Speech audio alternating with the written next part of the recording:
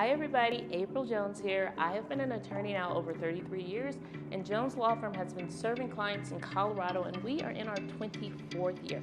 This webinar series, I'm so excited to bring it to you. It's helping us with our mission of education, enlightening our clients, and really helping you try to get to the next best place in your life. So we've got a lot of good information for you. We've got experts, we've got our team, we've got panel discussions, and so much more. So let's go see what this webinar is about, and I will see you on the other side. Thank you so much for joining us today for today's webinar, which is all about learning to navigate digital communications and social media in your family law case. We all deal with it. We all have phones now attached to us all the time. Many of us are on social media, and that can impact your case so much, whether you're getting a divorce, whether you're seeking parental rights. And so we're here today to kind of guide you through some of the things that you should be thinking about as you post or as you text throughout this process. So I'm going to go ahead and start by introducing myself. My name is Jessica Crawford, and I'm a family law attorney at Jones Law Firm. I also do some estate planning work as well. But I, like all the other wonderful attorneys who are joining us on this webinar today, I have really seen some cases be impacted by social media. So I think that this is a great topic, and I thank you so much for joining us. So I'm going to go ahead and make some introductions right now. I want to first start off with Haley Hollins. Haley, would you introduce yourself? Certainly. My name is Haley Hollins. I'm a senior associate attorney here at Jones Law Firm. I have been practicing law since 2016. I'm new to Colorado, but I've been really happy to be practicing family law my entire career as an attorney so far. And I'm really happy to be here today because social media, digital evidence, written communications, all of this is incredibly relevant to pretty much every family law case. And so I'm really thankful to be here today.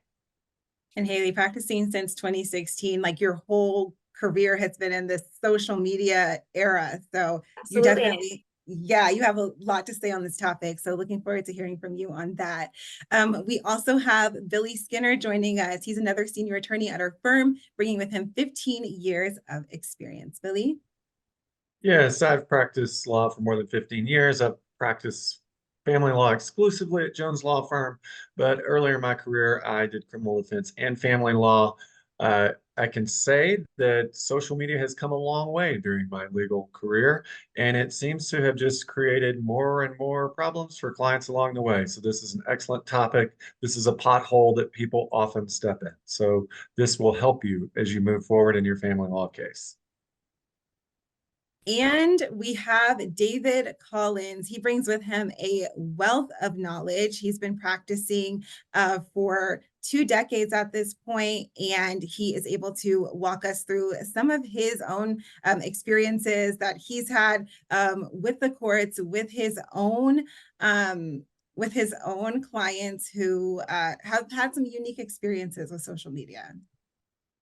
Thank you, Jessica. I'm glad to be here today. As Jessica mentioned, I'm in my 20th year as a lawyer in Colorado, practicing exclusively family law since 2017. That includes divorce, parenting time, guardianship, step parent adoption, child support, maintenance, and anything related to parenting time or dissolution of marriage in Colorado. And I have seen, and on a regular basis in my current caseload and the past, the impact of people's activities on social media impacting their case. And we'll dive into some of that today. So we look forward to talking to you.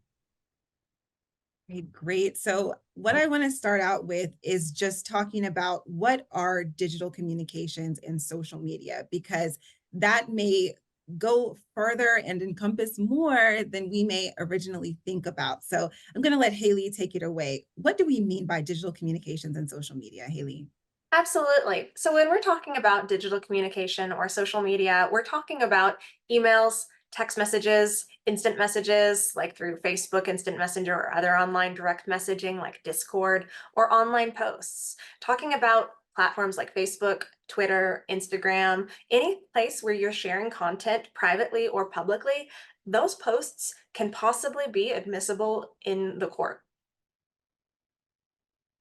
And I love how you also touch on that private communication, because we often think that, oh, we have a relationship with this other person, even if things aren't sour right now, they know my heart, they know I didn't mean this or didn't mean that. And the whole time, Billy, people might be screenshotting this stuff. Absolutely. That's an excellent point, Jessica. Remember that anything, and I mean anything and everything you share via social media, text messages, email, video, any platform, Snapchat, just remember that someone's watching. Just think of there being a little camera on your shoulder and someone's recording it the whole time.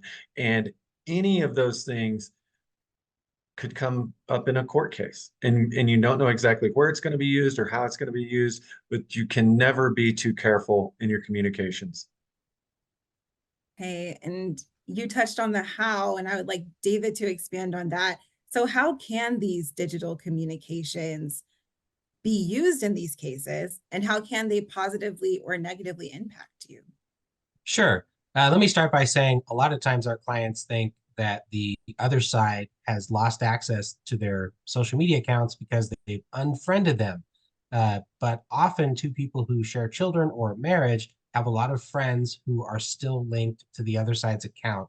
And so many times, what we receive from the other party's Facebook account, for example, is through a third party friend who still has access to everything that's being posted. Now, to answer the question, how can it be used for positive or negative? It can be used for both. So, for example, on the property side of a case, I've had cases where the other side says, "Oh, I don't have any income, and I all I do is stay home. I never worked." But on their Facebook page, they have a link to their business that they run, and maybe they run a juice stand, or they run a workout program, or they have an exercise facility, or they sell used cars. I had a case where someone sold used cars and sold 5 or 6 used cars a month and said they never sold a car in their life, but posted every car they sold and celebrated it on Facebook.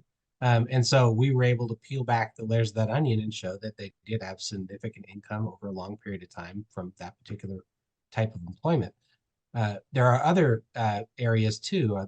One example is OnlyFans. We've had cases where one party or the other has an OnlyFans page. It may or may not be an issue to the court whether a parent has an OnlyFans page and what content they put on OnlyFans.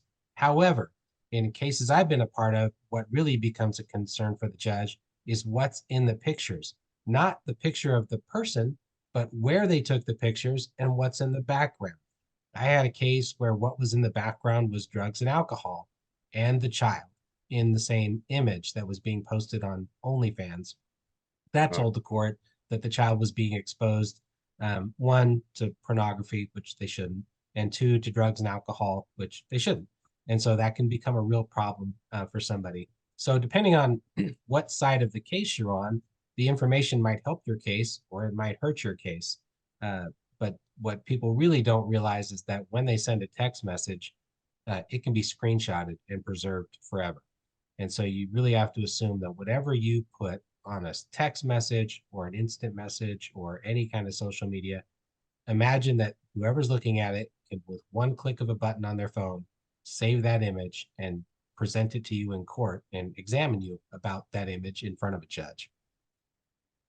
Yeah, Billy, it looks like you wanted to weigh in there. I do. As David was talking, I've literally had a client at the bench in front of a judge before when the judge went to my client's Facebook page and scrolled through it. And Went to so your client's Facebook page. I had all they never had to heard of a judge doing all they that. had to do was put the name in the Facebook search bar, and they literally scrolled through the Facebook and asked my client a couple of questions. And that brings up another thing, Jessica, which is you can customize your account to limit public viewing or not limit public viewing. And a lot of people don't limit public viewing of their account. Sometimes people don't realize they told the world they bought a new house that nobody's supposed to know they bought.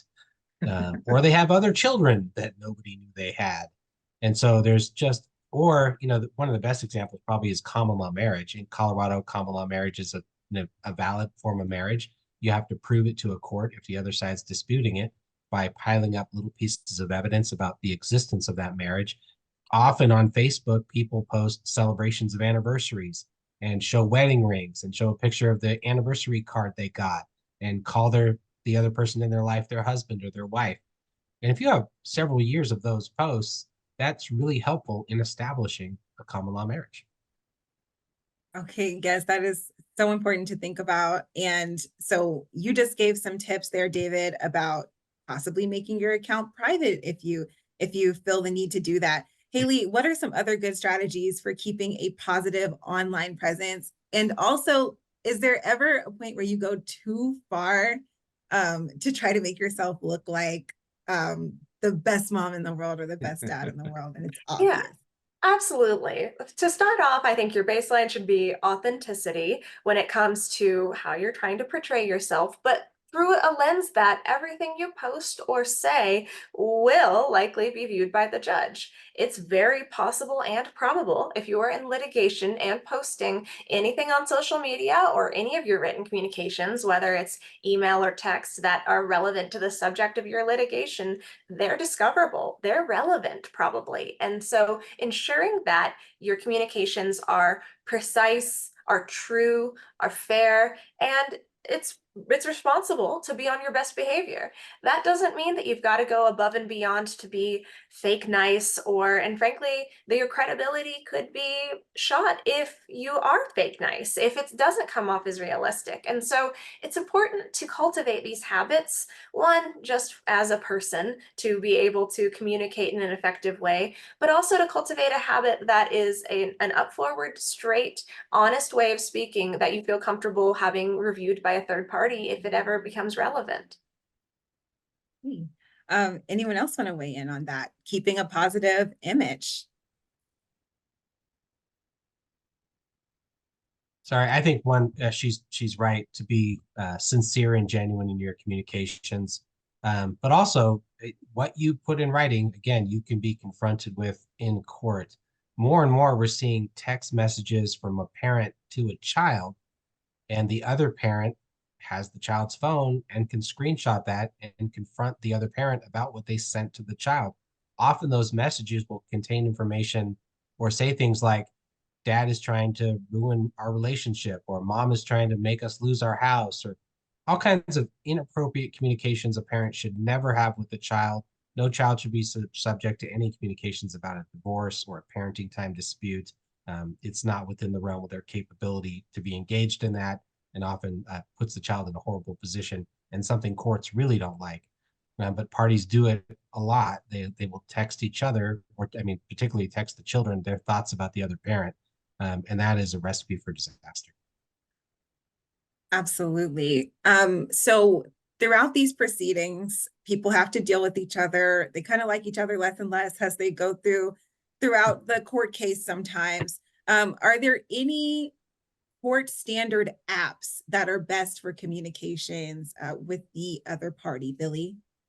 One of the most common apps that's used is called Talking Parents. There are also other apps that courts use, but Talking Parents seems to be the most prevalent one. And the most important thing to remember about Talking Parents is that that is being recorded, kept, secured, every single one of those communications, and you are going to see those in court. The other party has access to it, the court has access to it, everything you say. And sometimes clients, because obviously emotions run high, and sometimes they say things in Talking Parents that we, as their legal counsel and advisors, later really regret that they say. And so it's just really, really important to think about every time you use that app that everything you say is going to be seen. So kind of like Haley said earlier, be nice, right? Be genuine, present as you would want to be perceived. And so it's important to be really conscious of all the communication, especially on apps like Talking Parents. And Yes. Jessica, if I can just add into that, sorry, Talking Parents is unique because it'll put a timestamp when you sent the message. It'll put a timestamp when the other side reads it, even if they don't respond. And so we've had cases where we've confronted the other side about communications that they've ignored. And their answer is, I never saw it, I never read it. But when you show the transcript to the judge and show that they read every message that they never responded to, that has an impact on the case. Another really valuable part of Talking Parents is most people actually behave nicely on Talking Parents. Most people actually do what they're supposed to do, and they communicate about the children for the best interest of the children, coordinating doctor's visits and appointments and extracurricular activities and reimbursements for child-related expenses. Sometimes a party will say, I can't work with this person, judge. They're horrible. They don't communicate with me very well. And we get the talking parents record to the judge to show they actually communicate quite well on a regular basis. And there really isn't conflict. They really can co-parent. They really have resolved differences and put the children first. And that can really help overcome this allegation of bad communication between parties when in fact there isn't bad communication between the parties. Yes, Haley, do you have some clients who are on Talking Parents? Absolutely. I'm a huge proponent of it, and I usually try to get any parties I have who are dealing with co-parenting before, during, after a divorce or separation to utilize it, because not only is it a tool to help you prepare for litigation in that it keeps the record like we've been talking about, it also is a really good kind of one-stop shop. I believe there's a way for you to put dates on a calendar so that you can share important events in your child's school or extracurriculars, so that you know that you've shared it in the app, and so that's where your obligation could stop, to notify the other parent if that's what your order allows or requires, but as well to share and upload different files, maybe receipts for reimbursement, but kind of just a one co-parenting app for your communications, for anything else you need to discuss. And I think that's very helpful, especially when you're looking to establish boundaries with your co-parent or to segment that part of your life to maybe I believe there's even a setting where you can have the notifications for non-emergent messages be sent at certain times of day if you're not looking to have it dinging all afternoon. There's different ways to adjust that to make your co-parenting relationship a little bit more feasible for your family and palatable to your life. And so I definitely recommend people looking at those tools that can help them navigate this, because it's not uncharted waters to everyone. There are options out there to help you navigate this a little bit easier. Yes, and I promise we are not sponsored by Talking Parents in No, I any just love way. it. Just love it.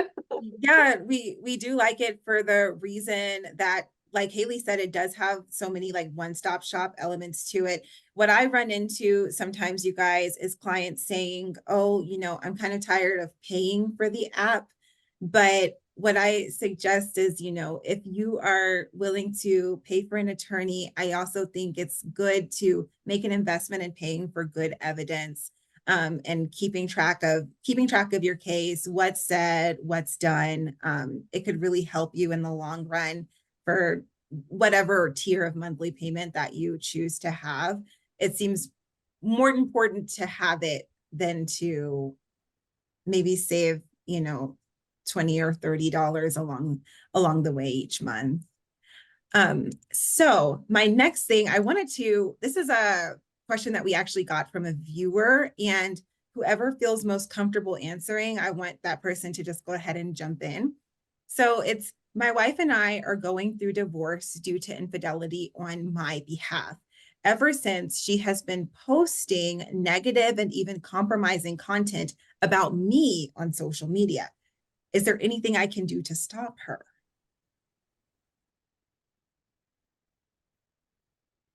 I'll start first and then the others can jump in. That's a difficult question. We are family law attorneys. We're not necessarily the type of law firm that will handle harm to someone's reputation based on postings on the internet. However, the parties are supposed to be civil to each other. And in particular, when you file a petition for dissolution in Colorado, there's an automatic injunction goes into place as soon as the other party has been served. One of those injunctions is prohibiting the parties from disturbing each other's peace or harassing the other party. If someone is posting compromising or disturbing information about you on Facebook, it may be a violation of the automatic injunction, which could arise to the level that that party could be held in contempt of court for violating the injunction for disturbing the peace of the other party. So that can happen. And to go to the first part of the question, a lot of marriages end for different reasons. Certainly a fair number end because of infidelity. In Colorado, we're a no-fault state. So the reason why you're getting divorced is really never litigated in Colorado. If a party declares that the marriage is irretrievably broken, that ends the inquiry for the court. The court doesn't need anybody to prove that the marriage is broken. So there's no need to prove that someone was unfaithful or how often or with whom or when or where. The marriage is broken and the court's going to move forward and divide assets and debts and find a parenting plan that's best for the children. Yeah, and to go on top of what David had to say, unfortunately, there may not be a lot you can do. Uh, but as he mentioned, you can screenshot it and we can try to use it against them. And so even if it doesn't rise to the level of violating the injunction, still gather the evidence and don't talk back. Like don't go onto their social media and try to defend yourself. Just don't engage. Yeah, I think that's some really powerful advice there because we can be really tempted to engage, especially when somebody is um, disparaging us and making us look like bad people online. But it's really important to think about you. I don't want to put it this way because it sounds like too like this, but you want to think about the war, not the little battles along the way. You want to make sure that you're getting to the end point that you want to get to and not just fighting every little thing. So Yeah, I and think that, Jessica, if I okay, could add to that, the other thing is there's a lot of baiting in divorce where one side is trying to bait the other side into a response. And we often advise our clients that the number one way to put a bully to sleep is to not respond. Bullies only have power when you respond. All they really want from you is a response. When you ignore a bully, they are stuck in their own head, and that's where you want them. And so, not responding is really the most valuable tool that you have in your arsenal. absolutely. I completely agree. But if they're asking, sometimes you want to make sure that you respond to, if they're saying, "Oh, I want to drop the kids off" and stuff like that. Make sure you respond to that. Just don't respond to the bullying. Yeah, that's right. And also, we're really not advocating for talking parents alone. And so there are other options. There's Our Family Wizard, which is very similar to Talking Parents. And there's another app, Civil Communicator, which is often ordered by courts when one party has a history of being inappropriate in their communications. Civil Communicator goes a level above, and it is monitored by folks at that app. And if you communicate inappropriately, they document it and they can even cut you off from communicating for a while, put you in timeout. So if communication is extremely toxic, civil communicator is a good choice. Yeah, that's a great tip. Thanks, David. Another one, anyone can weigh in on this one. It kind of touches on some things that we talked about in the past, but this is a viewer question here. The mother to my kids has an OnlyFans account with explicit content. Is this something I should bring up in our custody case? She's trying to get the kids for the majority of parenting time, but I'm close to them and I have a regular 9 to 5 job in an office. I'm just wondering if this may help me show her character and get the 50-50 split that I want. So anyone can jump in there. I know that's a big question. I can start and then the others can jump in. It's not necessarily illegal to have an OnlyFans account or to be a prostitute or to be a call girl or a male version of a male escort. The question is the behavior putting the children at risk? Is it in any way affecting the children? In this scenario, we have the party who wants to be the majority time parent also having the OnlyFans account. And the question is, what is the OnlyFans account? What are they doing on the OnlyFans account? Where are they doing it? We've had cases I mentioned earlier where the OnlyFans account holder was having the photo shoots done at the marital home and in the presence of the children. And in the background of those photos, in addition to shooting pornography, there was drugs and alcohol. And so the concern for the court wasn't actually the pornography that was being shot. If done in a secure location, the child may never know and be exposed to it. But in this situation, it was all being done at the home where the child was, and there were drugs present, and the child was present during all of it, and it was all captured on photos. And so, in a case like that, the county actually got involved and opened a dependency and neglect case. But it's not necessarily an open and shut argument that because someone has an OnlyFans case, they shouldn't get parenting time. That there may not be a direct correlation there. I Billy, agree. I agree with what David had to say wholeheartedly. I mean, the the court isn't going to make a moral judgment on a person about how they earn their living as long as it doesn't involve the children.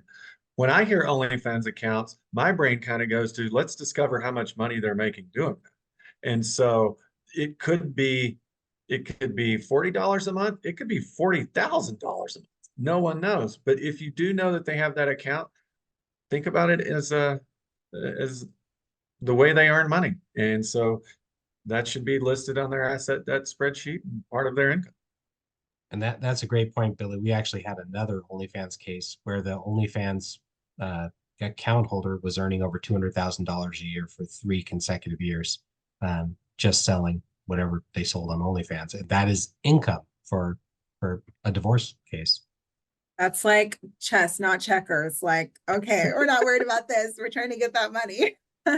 Okay, that's really great insight. Thank you so much. One more question before we really start to wrap things up and get our final thoughts on social media and communications. So this one is, my ex and I have been separated for months and have been going through the divorce process. I started dating a new man that I met a month after having separated. My now boyfriend posted a picture of us kissing, and my in-laws saw it and drove to my house to assault me. Can they use that picture against me in my divorce? Him and his parents are trying to take the house from me. Wow.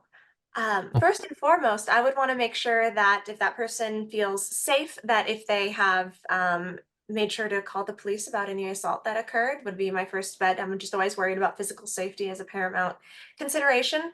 But as we touched on a little bit earlier, Colorado's a no-fault divorce state, and so it depends on what's relevant at issue in your divorce. Can a photo of you kissing a new boyfriend be used during your divorce? Possibly. Is it relevant to exactly what's going on? Possibly not. It depends. It doesn't say that you all have any children together, and it doesn't say that they're alleging that that boyfriend having been around the children is in any way negatively affecting your ability to parent or decisions otherwise. And so I've got to give that a big fat depends, but it just kind of matters exactly what is going on in your case. And so, but just a photo of you kissing another man is not going to be any kind of linchpin in a case, I would expect. One thing I would add to that, though, is that we haven't mentioned here yet is be really conscious of others posting content that you're in. For Yeah. example, here, the person who asked the question didn't post it, but her boyfriend did. And so that could be something that you need to tell the people around you. If you go out to dinner with your friends and you don't want people to know, then just tell them, I don't want anybody posting pictures of me. Yeah, And I think that's really smart. Good advice. David?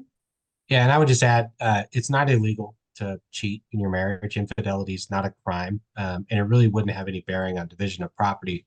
But we often get clients who say, he just posted on Facebook, he took his new girlfriend to Maui, and then next month he's taking her to Berlin. And then that becomes an issue of whether they're dissipating marital assets, spending marital funds to romance their new partner. That may be misspending of marital assets that your client may be able to claw back if that money was, not spent on the marital household during the proceedings. Yes, great advice too. I mean, really how the pictures or how the posts on social media are going to affect your case, it all depends on the point that you're trying to prove or the point that you're trying to disprove. So if you're trying to prove somebody else has a whole bunch of money, or if you're trying to prove somebody's somebody's money was spent on their boyfriend, then that picture might help you. Otherwise it might not be so helpful. So great answers from everyone. Any closing thoughts as we wrap up this webinar on the impact of social media and communications, things people want to keep in mind if they don't remember anything else from this? For me, it would be assume that everything you put in a text message or a social media can be presented to you in the form of a printed screenshot at a hearing later. And do you want to be confronted with that information? And if not, don't produce it.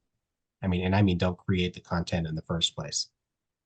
I totally agree with David. The one thing that I would add is always take a deep breath and think before you post, before you text, before you call, whatever. Take a deep breath and think. If you're not in the right mental state at that moment, set it aside and come back to it when you are. My final word on that would just be something that we haven't touched on exactly, but just to say is that As opposed to posting or texting or anything else, reach out to your support system, to your friends and family, and confide in people and reach out to people rather than trying to find that connection by ranting on the internet. Turn into whatever your support system is in person and really do still try to find that support, because I know a lot of times that's what people are seeking, is that validation and support, and we all do need that.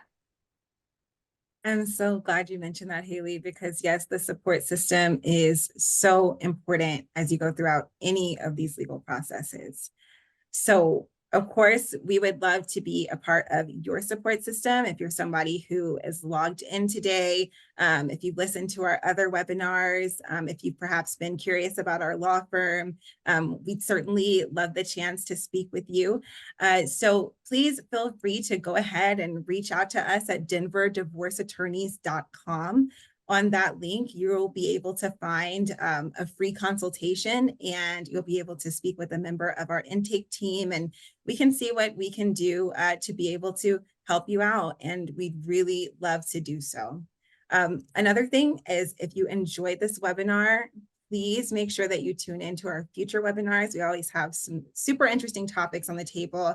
It's on the second and fourth Wednesday of every month. Thanks again to the panelists. Thank you so much for your time today. Thank you. Thank you. Hi, welcome back. I hope you enjoyed this episode of our webinar series. You can reach us at denverdivorceattorneys.com. You can call us at 303-799-8155. We're on Instagram, Facebook, Twitter, TikTok, LinkedIn. You can find us if you need us, and we're here to help. Thank you, and see you next time.